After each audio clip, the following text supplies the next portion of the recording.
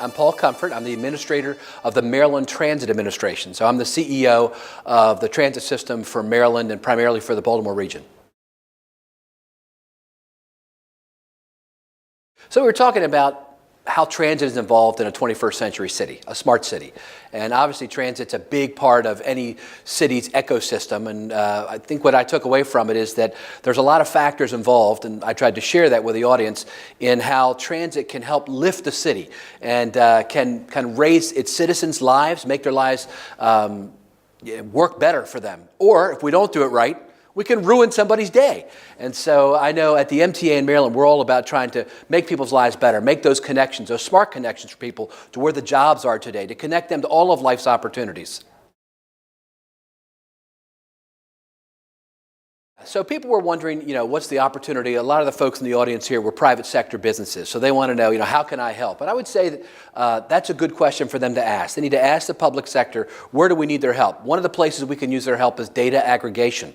And so a lot of folks are involved in that, using analytics to help not only decide where routes will go, but predict future travel patterns. I mean, if we're going to serve at the MTA, we transport about 400,000 people a day.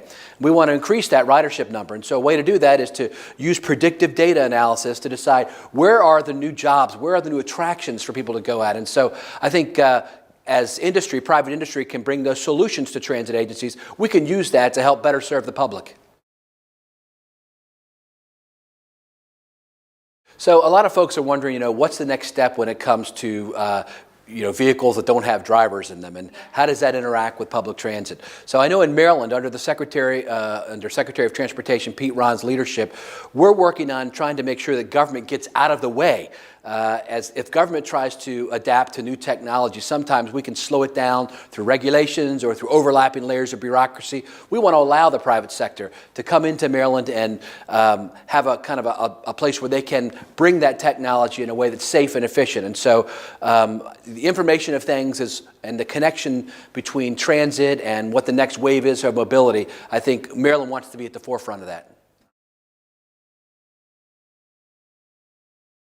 So one of the ways we can save money, of course, and we're already doing this through the Maryland Energy Administration, is gathering information on energy usage. We have light rail, we have a subway system that uses a lot of electricity, a lot of buildings, a lot of garages. So gathering that data, accumulating the data, and then being able to purchase energy more efficiently, I think is one of the ways in which we can improve our footprint, our environmental footprint, and also reduce our costs for the taxpayers who help fund and underwrite the cost of transit systems.